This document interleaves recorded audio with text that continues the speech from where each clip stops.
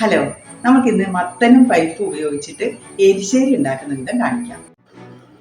അപ്പോൾ നമുക്ക് മത്തൻ നന്നായി കഴുകിയെടുത്തതിന് ശേഷം അതിനെങ്ങനെ പീസായി മുറിച്ച് മാറ്റാം. ഈ രീതിയിൽ മുറിക്കാം.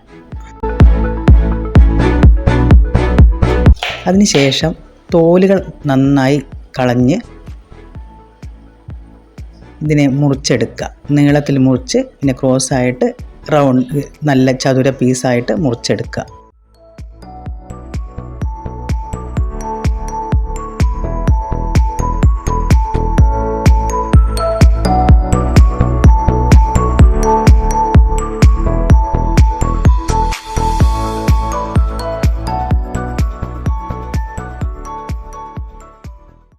ഇതുപോലെ എല്ലാ മത്തൻ കഷ്ണങ്ങളും നമ്മൾ മുറിച്ചെടുത്ത് കഴിഞ്ഞിരിക്കുന്നു. അതിനുശേഷം ഒരു കുക്കറിൽ 1/2 ഗ്ലാസ് പരിപ്പ് എടുത്ത് അത് നന്നായി കഴുകിയെടുക്കുക.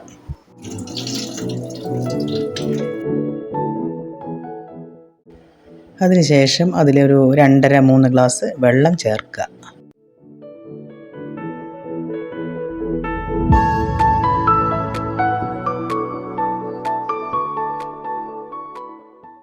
പിന്നെ അതിൽ മുറിച്ച് വെച്ച മത്തൻ കംപ്ലീറ്റ് ആഡ് ചെയ്യുക.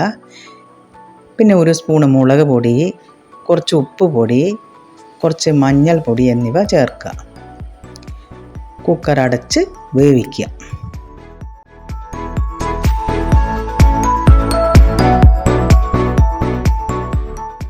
അപ്പം നമ്മൾ കുക്കർ 3 വിസിൽ വരുന്നത് വരെ നമ്മൾ വെച്ചു. ഇപ്പം കുക്കറിൽ പരിപ്പും മത്തനും നന്നായിട്ട് വെന്തിട്ടുണ്ട്. ഇനിയിപ്പം നമുക്ക് തേങ്ങ അരച്ചിട്ട് ഇതിൽ ചേർത്ത് ഉണ്ടാക്കാം. അതിനുശേഷം നമുക്ക് അരക്കാനുള്ളത് മിക്സിയിൽ ആദ്യം തേങ്ങ ചിരകിയത് ഒരു മുറി തേങ്ങ ചിരകിയത് ഇടാം. പിന്നെ കാന്താരി, മുളക്, പിന്നെ കുറച്ച് ജീരകം എന്നിവ ഇടുക. 1/4 ഗ്ലാസ് വെള്ളം ഒഴിച്ച് അരച്ചെടുക്കുക.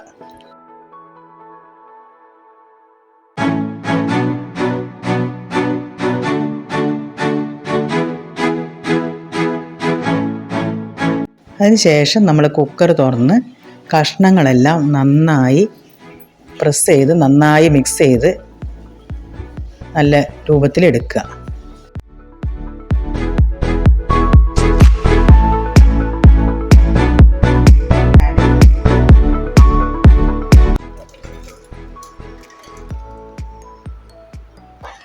നന്നായി ഇളക്കി വെള്ളം പാകത്തിന് ചേർക്കുക, ഉപ്പും പാകത്തിന് ചേർക്കുക. നന്നായി തിളപ്പിക്കുക.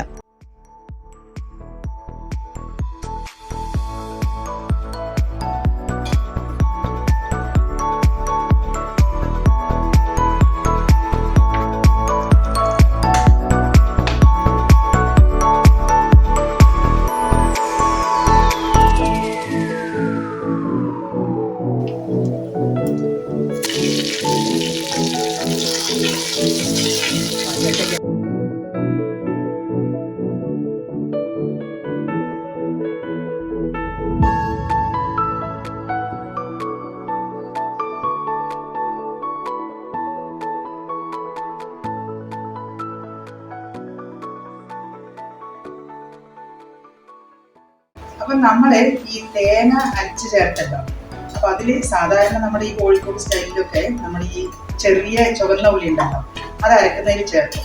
പക്ഷെ ഞാനത് ചേർത്തിട്ടില്ല. എനിക്കതിൻ്റെ ടേസ്റ്റ് അത്ര ഇഷ്ടമില്ലാത്തതുകൊണ്ട് അപ്പം നമ്മുടെ ഇവിടെ കാന്താരി ആണെങ്കിലോ അത് കുറേ ഉണ്ട്. കാന്താരി നല്ലതാണല്ലോ കൊളസ്ട്രോളിനും ഒക്കെ. അതുകൊണ്ട് ഞാൻ കാന്താരി എല്ലാത്തിലും അങ്ങ് ചേർക്കും. അപ്പോൾ കാന്താരിയും ജീരകവും തേങ്ങയുമാണ് ഞാൻ അരച്ചിരിക്കുന്നത്. അപ്പം നമ്മൾ ഈ ലാസ്റ്റ് കറിയിൽ വറുത്തിടുന്നത് നമുക്കൊന്ന് പറയാം. അതിന് നമ്മളൊരു പാത്രത്തിൽ എണ്ണ ഒഴിച്ച് പിന്നെ കടുക് പൊട്ടിച്ച് അതിൽ വറ്റൽ മുളക് ഇട്ട് കരിവേപ്പില ഇട്ടു. അതിനുശേഷം നമ്മൾ കുറച്ച് തേങ്ങ ചിരകിയത് ഇതിലാണ് ചെയ്യും. തേങ്ങ ചിരകിയത് നമ്മൾ നന്നായി ചുവന്ന് വരുന്നത് വരെ ഇങ്ങോട്ട് വറുത്തെടുക്കുക. അപ്പോൾ നല്ല കളറായി നോക്കൂ, ചുവന്ന കളറായിട്ട് ഇതാണ് നമ്മുടെ വറവായി. ഇനി നമുക്ക് ഇതിനെ സ്റ്റൗവിൽ നമുക്കിതിനെ ആഡ് ചെയ്ത്